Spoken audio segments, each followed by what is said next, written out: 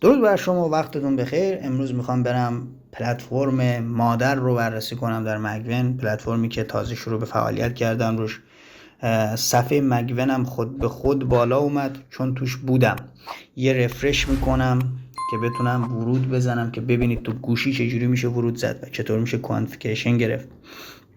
من میزنم وریفای و اینجا وارد میشم و میبینید که توتال کامیشن من 20 سنت بوده و 3 تا تیم نامبر دارم.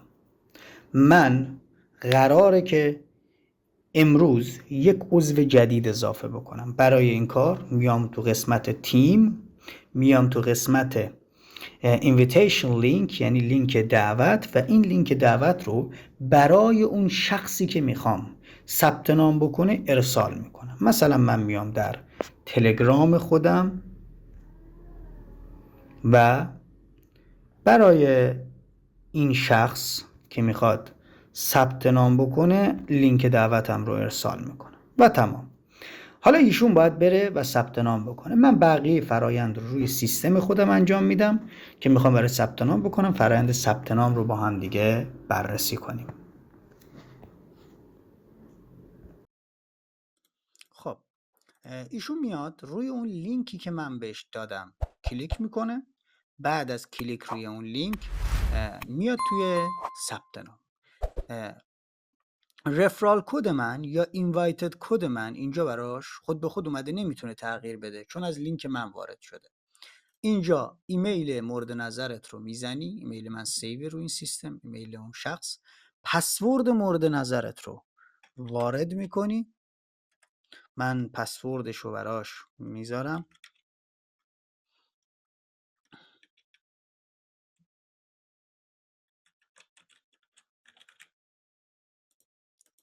من مجبورم که اینو واسهتون تار کنم دیگه.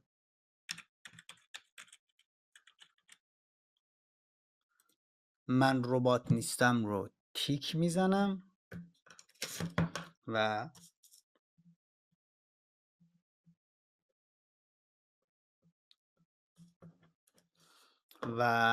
من ربات نیستم رو تیک میزنم. کریت رو میزنم. میگه پسورد شما باید 8 تا کاراکتر باشه، شامل لورکراس حروف بزرگ و کوچیک و نماد و نامبر باشه. پس من میام میذاره تغییر میدم پسوردم رو. هم حرف بزرگ دارم هم حرف کوچیک دارم الان و هم سمبل میذارم براش. احساس میکنم اینو دیگه ایراد نگیره.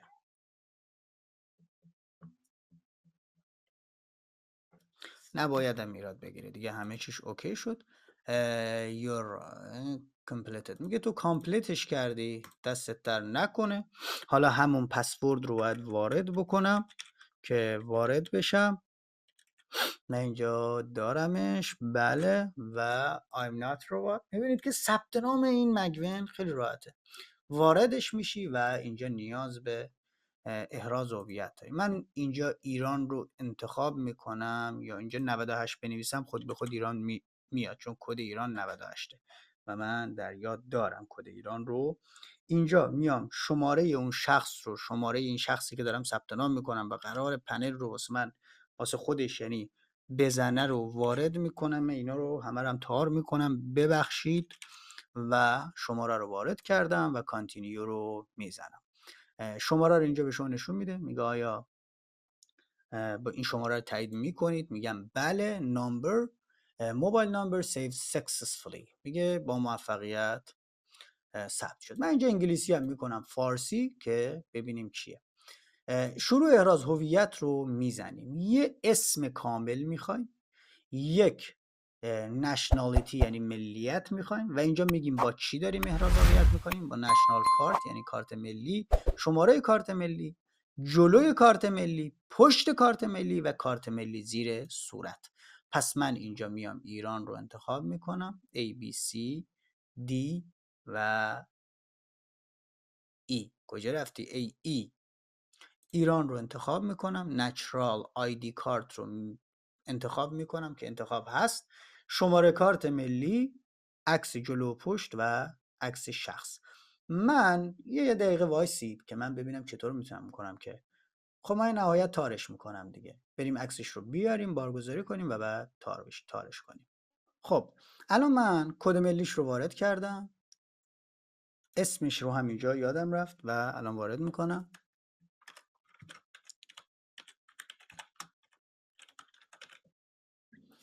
و ملیتش رو انتخاب کردم، نچرال آیدی کارتش هم انتخاب کردم، کد ملیش رو هم وارد کردم و جلو پشت و خودش با کارت ملیش رو هم انتخاب کردم. یعنی یه دونه عکس جلوی کارت ملی، یه دونه عکس پشت کارت ملی، یه دونه هم کارت ملی زیر صورت. و من اینجا سابمیت فور ریویو رو میزنم. احراز هویت با موفقیت ارسال شد. تایید معمولا بین 1 تا 72 ساعت طول میکشه. من اینجا بازگشت رو میزنم، میرم تو پروفایل، میبینم هیچ موجودی ندارم. خب باید واریزی انجام بدم که آموزش واریزی به مگون رو هم در ویدیو بعدی برای شما میذارم. فعلا یک زیر مجموعه جدید آوردم برای اکانت اصلی یا اکانت مادر خودم و حالا منظورم میگم اکانت مادر خودم رو نمیگم، منظور اکانت اونی که دارم روش کار میکنم و واسه زیر مجموعه میارم.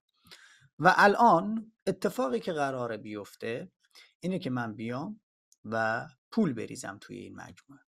از واریز انجام میدم این کار رو، ولی خب چون فعلا صرافی منو مسدود کرده تا ساعت 1:30-2 هم من باز نخواهم شد، واریز رو حدوداً یه ساعت بعد انجام میدم و ویدیوش رو به این ویدیو میچسبونم. فعلا خسته نباشیم دیگه. خب دوستان عزیز، اون اکانتی که در مگون ساخته بودیم رو دارید مشاهده میکنید. هنوز احراز هویتش تایید نشده، ولی من میخوام یه واریز انجام بدم و فرآیند واریز رو بهتون نشون بدم. میاد اینجا 2 تا شبکه داره، شبکه TRC20 و شبکه BP20. من توصیهم به شما اینه که با BP20 انتقال بدید. از اینجا به بعدش برای کسایی که با صرافی کار کردن رو بلدن. اگر بلد نیستید با صرافی کار بکنید و پول انتقال بدید، وارد این مقوله ها نشید. تشریف ببرید در کانال ما، پلیلیست صرافی رو نگاه کنید. چندین تا صرافی رو ما اونجا بررسی کردیم، ولی خب صرافی تبدیل رو ما باش کار میکنیم. فعلا اونجا بهتون یاد دادیم چطور اکانت بسازید، چطور احراز هویت بکنید، چطور پول جابجا بکنید، همه چی اونجا هست. پس میاید اینجا شبکه BP20 رو انتخاب میکنید. من برم توی صرافی خودم و اونجا فرآیند انتقال رو ادامه بدم. این صرافی تبدیل من و اینجا میبینید که من توی صرافی مبلغ 186 تتر 168 تتر دارم. وارد قسمت برداشت میشم، برداشت ارز دیجیتال رو میزنم، شبکه USDT رو انتخاب میکنم، شبکه انتقال رو میذارم رو BP20.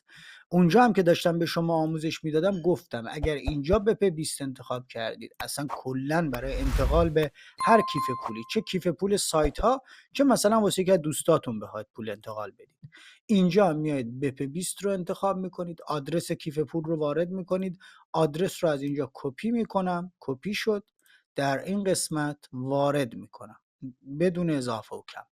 مبلغی که میخوام انتقال بدم رو اینجا وارد میکنم، مثلا که نه دقیقا میزنم $50 و برداشت رو میزنم. یک SMS یا پیامکی برای من ارسال میشه و اون پیامک صرافی باید واردش بکنم. اون عدده یک عددیه که صرفا به گوشی شما ارسال میشه، واردش میکنم و اینجا گوگل اتنتیکیتور رو دقیقا نمیتونم تلفظ بکنم. اتنتیکیتورتونه وارد میشید، اونم بهتون یک کد میده، اون کد رو هم وارد میکنید. بذارید من وارد اتنتیکیتور چیه اسمشو یادم رفت، وارد اون بشم و من اینجا کد رو وارد میکنم. کد من هر چند دقیقه رفرش میشه و منتظر موندم که رفرش بشه. رفرش شد، الان وارد میکنم و من اینجا تایید رو میزنم. تایید رو که میزنم تراکنش با موفقیت میره در سری تراکنش هام. اسمسش هم پیامکش هم برام اومد که آقا چیزی که خواسته بودی انجام شد. شناسه اطلاع 8 هم هنوز انجام ندادن. آدرس والت رو کیف پول رو من اینجا وارد کردم و ارسال به شبکه شده. وقتی ارسال به شبکه میشه چند دقیقه طول میکشه بزنه انجام شد؟ حدوداً 1 دقیقه. پس من 1 دقیقه بعد برمیگردم با شما خواهم بود که ببینیم آیا واریز انجام شده به کیف پولمون در اون اکانت یا نه.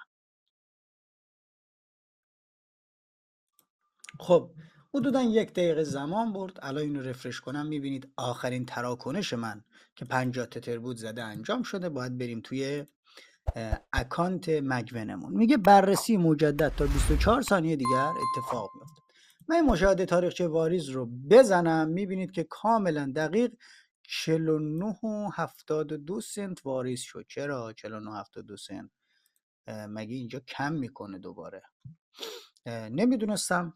دفعه $51 زدم، اینجا $50 زدم. ببینم که آیا اجازه میده که من معامله بکنم یا نه. بریم تو کانفیگریشن.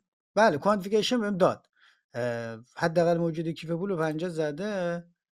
کانفیگریشن اول رو زدم، کانفیگریشن دوم رو زدم، کانفیگریشن سوم رو زدم و کانفیگریشن چهارم رو هم زدم.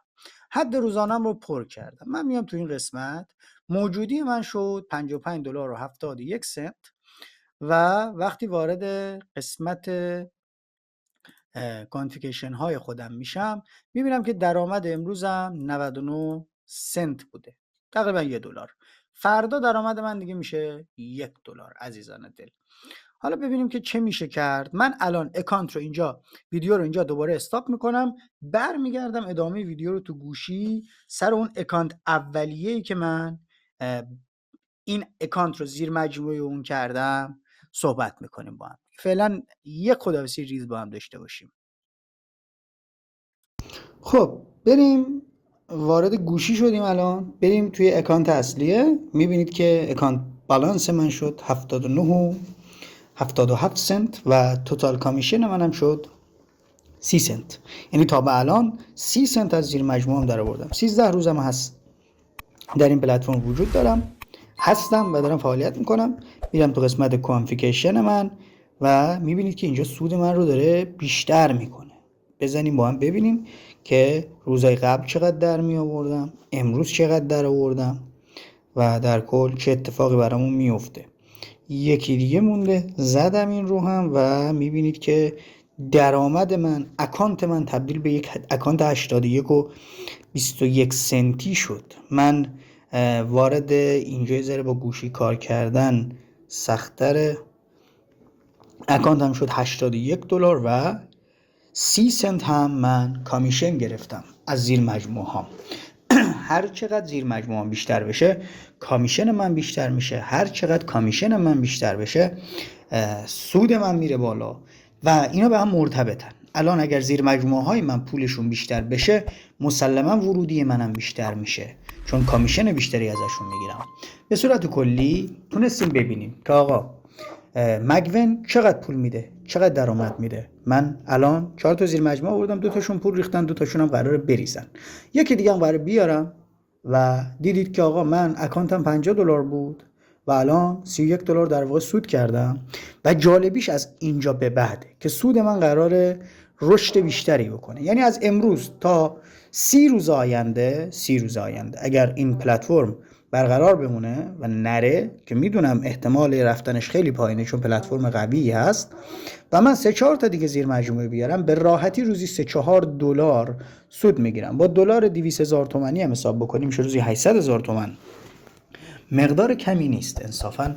روزی 800,000 تومان ماهی میشه 24 میلیون که از حداقل حقوق در ایران بسیار بالاتره. پس هر جای ایران عزیز هستید مواظب خودتون باشید. اگر دوست داشتید با ما در این پلن ها سرمایه گذاری بکنید کانال تلگرام ما رو فراموش نکنید. در پناه خدا، خدا نگهدار.